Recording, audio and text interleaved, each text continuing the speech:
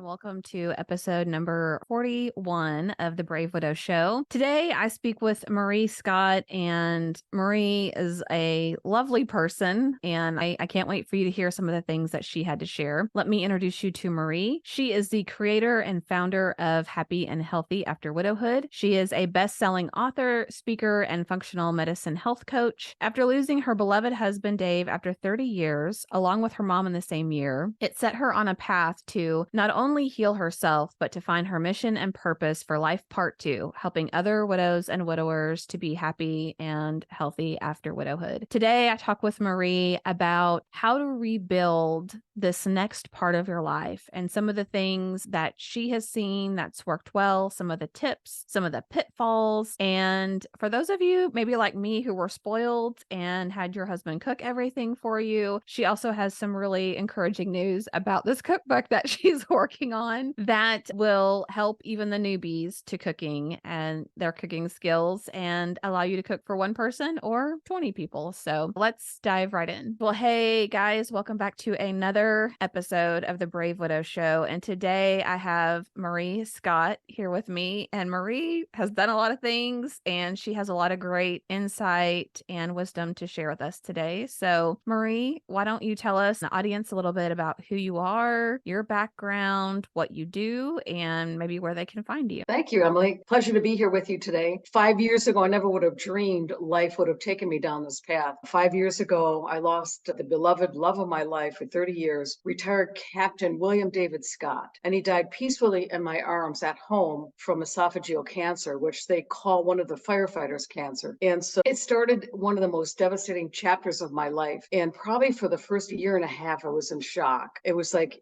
doing everything with your soulmate and doing everything from how do I retire to what are our goals and plans for the future and growing old together and traveling the world. And it's like everything is shattered. And it's, what do you do now? What the heck do you do now? And the shock that came with that was just incredible. In fact, it was about 7 or 8 months after Dave died that I actually caught myself laughing out loud. And I had to do a double take. I thought, what the heck is that noise? And I realized that it wasn't the sound of my laughter. It's about getting over the guilt of laughing alone. He wasn't by my side anymore. And about a year later, I decided to go back to school to learn more about food as medicine. And I'm an avid chef. I love to cook. I love to feed people. That's the Italian in me. And I lost my mom the same year as I lost Dave. So it was a double whammy on the stress scale. And she died of Alzheimer's. And I knew that there was a link between nutrition and Alzheimer's, and for sure nutrition and cancer. So I went back to school to learn more about those links and became a certified functional medicine health coach and healed myself, my mind, body, and spirit. And that led me to my life and purpose for life part 2 of embracing the life again and writing a book, 3 published books now. 4th one is a cookbook, cooking with a side of Kleenex. But I don't think I can use the word Kleenex. I'm talking with Kimberly Clark and we're seeing what can we do besides that. Somebody suggested a tear mopper up or some silly things like that. But humor for sure has been a big part of my emotional healing and also led me to the second great love of my life. We got married January 2022. So it's been an amazing journey. Yeah, that's awesome. All of the things that you've done on the other side of losing your person. And like you said, navigating those waters of, oh, I feel guilty for laughing. I feel guilty for having joy. Does that mean I don't love him anymore? I'm supposed to be sad. And I'm sure you got all kinds of comments from people one way or another about things, but you've published some books. You're making a great impact out there. And I think that you should tell Kleenex brand, this is free advertising for them. So you should be allowed to use Not that they need advertising, right? But yes, it's been an amazing journey. I also spent 30 years in technology. I worked for Oracle and traveled the world. And when Dave died, I traveled because of the perks. We basically traveled around the world on points, stayed in every top hotel on points. And I stopped. I said, why am I traveling? I don't need the point anymore. I don't need the perks. There's nobody to travel with. So that's when I retired from this amazing career and branched out into what I'm doing today, being a health coach and also a grief coach and a published author. So I really love helping other widows and widowers realize that they can be happy and healthy after widowhood. Oh, I love that so much. And so I know people who can't even fathom being happy again and rebuilding their life. And that second phase that are 6 months out. And I know people who are 10 years out that are still just in this sorrow and despair, and they're having a really hard time figuring out how they're going to move in that direction. So, what do you tell people? I mean, how do you go from feeling guilty to hearing yourself laugh just 7, 8 months later to all of these amazing things that you've accomplished? What is the path to getting there? It was a desire and a knowing that Dave wanted me to embrace life again. And it was his biggest concern. And he told all of his friends, he goes, I really want Marie to embrace life again and not wallow in despair the rest of her life because I'm gone. And Emily, it took a long time. It really took a long time. And from being a very strong, independent woman to collapsing in a puddle of tears in the walk-in closet, that was my favorite spot. We all have favorite spots where we have the meltdowns, right? But to go from constantly emotional and not being able to deal with life at all to rising above it and making myself stronger and healing myself and getting off all of my prescription meds when I became a health coach and losing 30 pounds, I think that really helped my self-confidence. So being able to help others navigate those waters is really special to me. And the first thing I tell widows and widowers is find your sense of community. Find people who you can be around that get it, who that if you have a meltdown in the middle of dinner, it's okay. It's not the end of the world, but it's going to happen. And just find friends that allow you to deal with the emotions and the grieving that you're going through. So one of the first things I found was a community like Camp Widow and Soaring Spirits. And I also have spoken at Camp Widow. It's an amazing organization, global, and they actually have this amazing group of widows and widowers, come totally diverse around the globe. And Camp Widow is one of their highlights. And very proud to be able to say I've spoken twice now at Camp Widow on the 7 steps to healing after loss. That's awesome. Well, for people who don't know, do you mind to just explain a little bit more about Camp Widow and what they do and then the Wings for Widows? Yes. So if you Google soaringspirits.org, you'll see the organization led by Michelle Hernandez. And it's an amazing organization. You can join for free. And Camp Widow, they have Camp Widow in Tampa, Camp Widow in San Diego, and Camp Widow in Toronto, along with Australia and other global pop-ups. And it was an amazing community to be able to walk into a hotel with 200 to 400 other widows and widowers who get it. And it was just amazing. You just started talking to me and tell me your story and tell me your story. And there are widows there from 3 months newly widowed to 10, 15 years widowed. And to see everybody in each avenue, each path of their life was truly inspiring to me and helped me realize that there are many paths to post widowhood, to finding purpose in life part two. There's many paths that you can do that. And finding the community can allow you to do that is to me was the number one key thing that I did. Yeah, I think community is such a great point because there are a lot of different communities that are out there. And I have the Brave Widow community, and there's Facebook groups and communities, and all sorts of Modern Widows Club, like all sorts of different communities. I think one of the key things is to find one that's the right fit for you. We've had folks part of groups where people really promote hollow and risky behavior in how people should deal with grief or how they've deserved things or earned things or whatever. And I just know that's a hollow promise that's only going to lead in people getting hurt, which you'll see the same person post a few weeks later about how it's painful, or being Yes. in groups where people are just so negative and overwhelmed and depressed. And so finding that right community, to your point, is a great way in trying to move forward, not move on, but try to have a good support system around you so that you can start rebuilding that life. Yeah, so true. And the negativity in some of the groups is really astonishing because you're going through enough with every single thing in your life is different. Everything single thing is shattered. And to deal with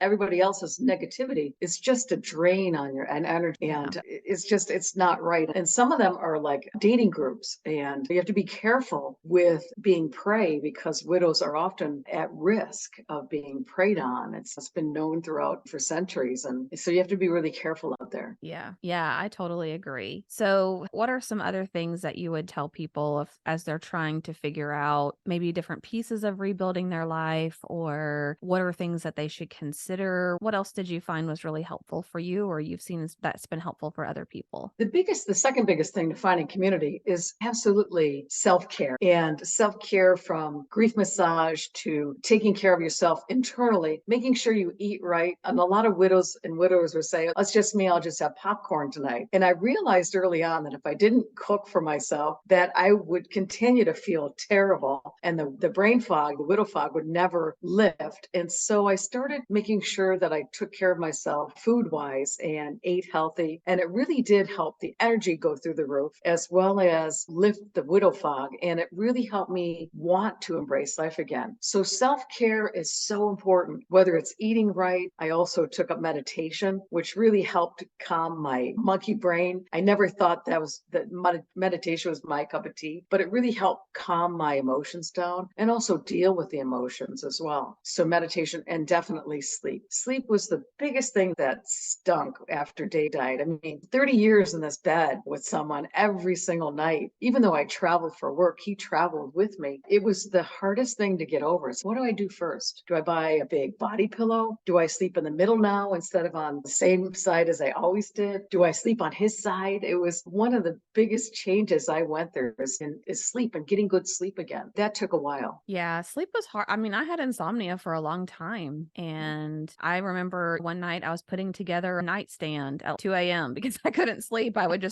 just like wired. I wasn't even tired. I would get tired during the day, but that is really tough in figuring which side of the bed do I sleep on? Do I use a pillow? Do I take one of their shirts? Do I spray their cologne on Yeah. it? Yeah, like that's very hard. So, eating as part of self care, I know I was very much, I ate horribly. I gained weight. And I don't know why I would say this when Nathan was still here. I would say, if anything ever happened to you, I'm basically just going to be eating pizza rolls all the time. And I haven't been eating pizza rolls, but it's not been anything good. So now, obviously, I always make sure I cook for my family and things like that. But when it's just you, I guess you just feel like, what's the point? Why am I putting Yes. this effort in? I don't feel like doing anything. And this is just going to be Mhm. another thing that takes that energy. So, And that's the subtitle of the cookbook. It's cooking for one, two, or 20. And being Italian, we cook for 20 every Sunday. 20, 25 people sit down dinner every Sunday. And when it was Dave and I always cooked. And then became, now what? How do I cook for one? And it was a hard adjustment to go through. And cooking for one is really like cooking for two, except you have leftovers. So that's the good thing. right. Yeah, that is good. And I'm glad that you really mentioned that, because I think people do struggle. And then you have the people, some widows that have kids. And so maybe they need the bigger portions. Yes. Maybe they need more like 10 or 20. But yeah, I love that. Well, what are some things that people just tend to have the hardest time with, or the most questions about, or the problems that you really try to help solve for, like the Yeah. cookbook that can help people rebuild that second part of their life? So I'm doing a lot of webinars, doing them almost monthly, and on topics like sleep, on topics like meditation, on topics like joyful movement. And so I'm doing monthly webinars. I've got the replays out on my YouTube channel as well. And I'm speaking a lot, I'm doing a lot of podcasts and speaking a lot on the 7 steps to healing. And you can find these on my website as well. But,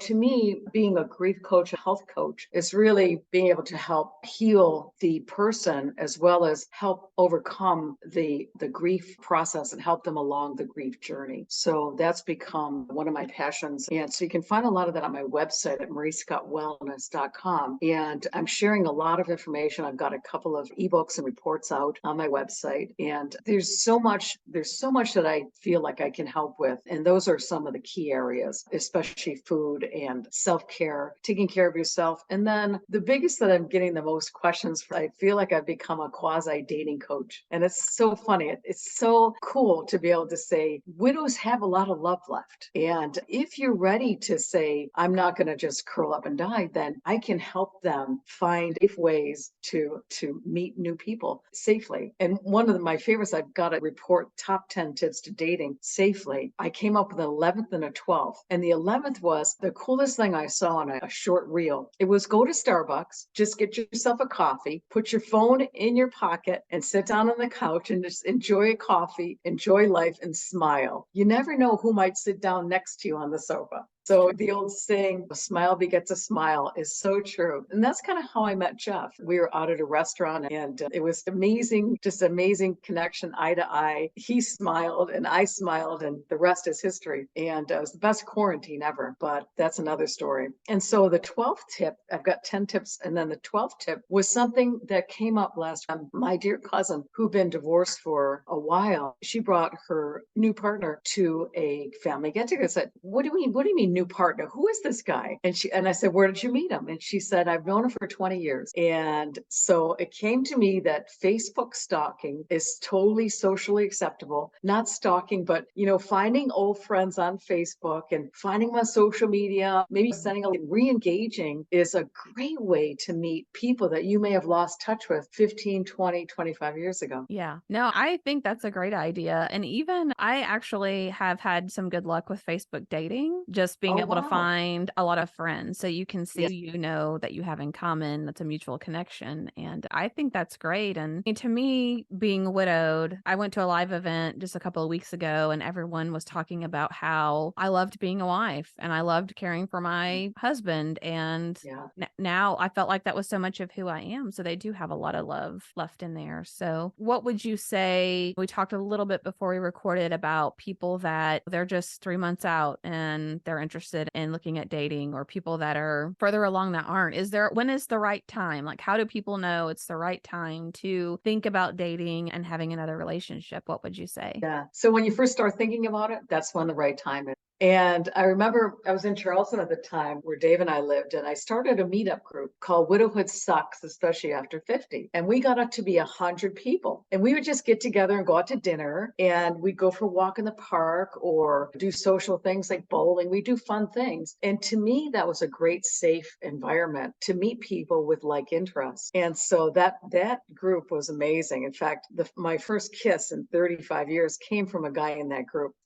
Melted my socks off. I was like, whoa, this is amazing. But Meetup is a great way to not just meet potential dating partners, but also to meet other people who like to do the same things you do. And so when I moved to Sarasota, I found a golf meetup group. I found a group of walkers that walk the Ringling Bridge every Monday. And that was like 4.5 mile round trip. And so just people getting together. So maybe it's not about dating, but maybe it's just about finding new people, being around new people, and perhaps sparking a love interest. I know my friend Kim, widow, I knew about 2 years from Camp Widow. She connected with a hiking group and met a man there who loved to hike, and they found out they're from the same town, and it was just incredible. It's been 2 years for them now, and they've hiked around the world. They just got back from a hiking trip in Canada, and just an amazing story. And she told me, she said, if it wasn't for you and your inspiration and telling me about Meetup, this wouldn't have happened to me. So that made my heart smile. So there are ways to get out there without having to go to a dating site, because that can be kind of creepy. Yeah, it can be. And I joined a few groups, and I also stocked Home Depot for a while. Can't say I had much luck there, but I do think Yeah. just like you said, just putting yourself out there. I've heard people say you might meet your gateway person. So maybe the person that you're meeting, male or female, isn't the person you're going to end up dating, but they know someone who could be. So they could introduce Exactly. you, they could connect you. So I always thought that was a really interesting concept, because for us introverts, we don't really like going out and meeting a whole bunch of people we don't know. But if we think about it as in making good connections and relationships and there's a purpose to it, I think that can help people gain the confidence. Yeah. And also networking. It's funny, everybody knows a widow or widower, whether it's family or friends. And just networking with your people that you already know is a great, safe way to meet people. Just letting them know, hey, I'd like to have dinner with somebody. It doesn't have to be anything more than that. I just want to meet new people. So that's a Yeah. great way, great, safe way. That's a great point. Or just somebody to go to the movies with, or Yeah. somebody to do stuff with. So what are some other things that typically pop up? Do you see that people people find new hobbies? Do you see that they kind of rediscover who they are? What do you see? So one of the funniest things happened when I was talking about the seventh step of healing, and it's in my book as well. It's find new purpose. And so we had a workbook we were going through. And I said, okay, how many people have new hobbies or old hobbies that you want to resurrect? And so people would raise their hand. I'm going to get back into painting. And this other woman said, I got back into singing. She said, it's funny, I've been singing at church for 3 years and they haven't noticed me yet. So that was funny. But the best was this woman got up from the front row, grabbed my microphone, and started belting out the national anthem. She goes, I'm going to get back into singing. And she had a beautiful voice. Wow. So painting, singing, for me, it was writing, journaling. There's many ways you can think of things you used to enjoy before or during your marriage that can really help you find new purpose. Another one for me is cooking. And that's what led me to start the cookbook. And just there's so many different ways, whether it's old hobbies or finding new hobbies, taking a course. Like I took a course on becoming a functional medicine health coach, and that was very rewarding. I was thinking it was just to learn more about food, and it turned into my life transformation. I turned into finishing this book and writing two more. So take a course and don't be afraid. I'm a lifelong learner to begin with. So learning new things is always, I love it. Yeah, I do too. And for some people, it's hard because you're not good at something new. If you take a new course, or I started picking up hand lettering, and it was really terrible at first. And now it's not great, but it's not terrible. But you have to be Yeah. willing to not be good at those things as you're Yeah. taking those courses. If you don't try to discover what those new interests could be, then you'll never know. So, one Exactly. question I thought of about your cookbook that I did not ask is, are these hard recipes? Because some of us were very spoiled and our husbands did 95% of all the cooking. So, my first 6 months, I was BFFs with the crock pot. But Yeah. tell me, in your cookbook, can an amateur do this? Yes, absolutely. And I'll leave you with two tips. One of them is every probably 3 or 4 days, I will prep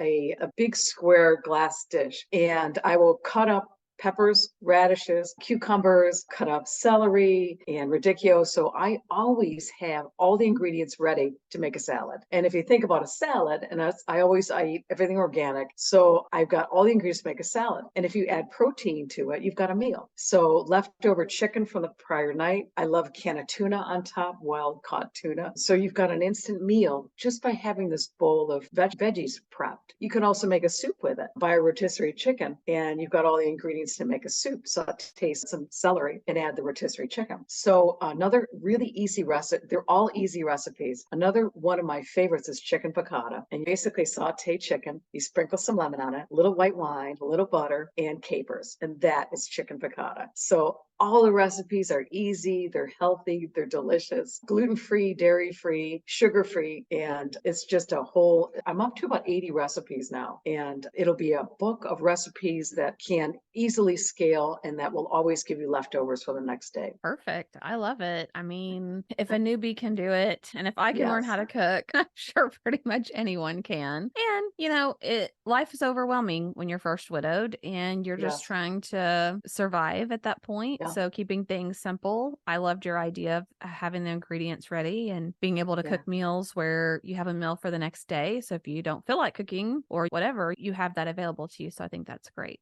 And a lot of the recipes are also freeze really well. Like I have a chicken champagne recipe that freezes really well. So you can make a big batch of it and you've got meals in the freezer ready to go. Oh, I love that. Yeah, I do love that. Well, anything else that comes to mind for people as they're rebuilding, or any maybe pitfalls to watch out for? Pitfalls, a lot of pitfalls. And I think about healthy relationships and unsubscribing to negative friends and family. And you've got them. There's always somebody in the family. I can't handle this. I'm going through enough myself. And especially well meaning friends who say, oh, I know exactly what you're going through. I'm going through the same thing. My guy travels. No, that's not the same thing. And just unsubscribing to the negativity around you and trying to have peace with yourself and know that if you want it, you can see the light again and embrace life again. So I think the biggest pitfalls can be the people around you, family around you. And as long as you know that and can set boundaries, you can embrace embrace life again. I love that. Yeah. Boundaries, I think, is a big one. And it's hard because your close family and friends that you expect to be there for you a lot of times aren't.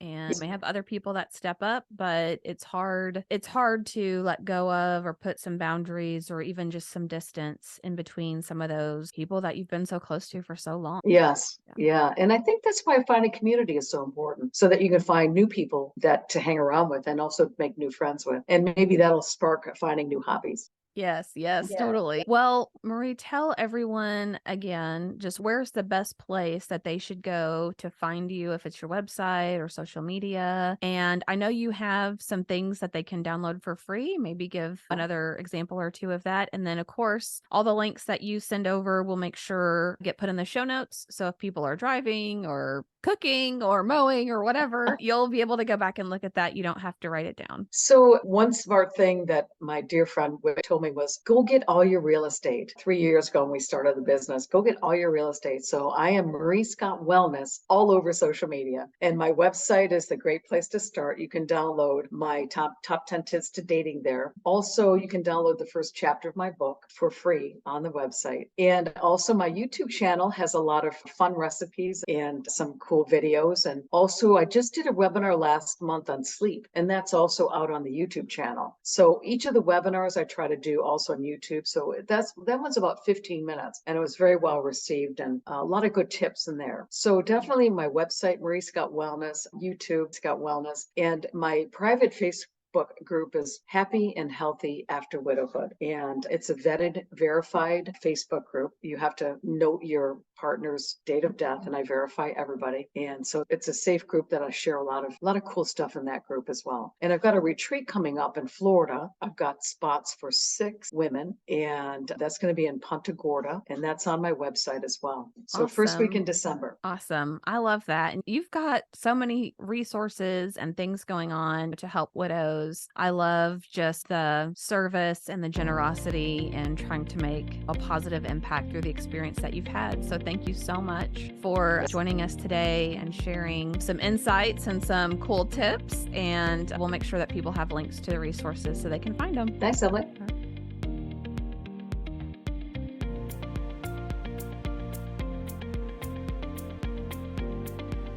Hey guys, thank you so much for listening to the Brave Widow podcast. I would love to help you take your next step, whether that's healing your heart, finding hope, or achieving your dreams for the future.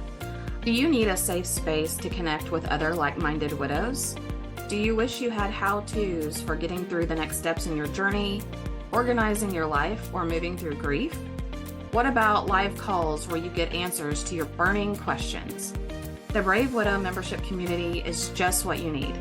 Inside, you'll find courses to help guide you, a community of other widows to connect with, live coaching and Q&A calls, and small group coaching where you can work on what matters most to you. Learn how to heal your heart, find hope, reclaim joy, and dream again for the future. It is possible. Head on over to bravewidow.com to learn more.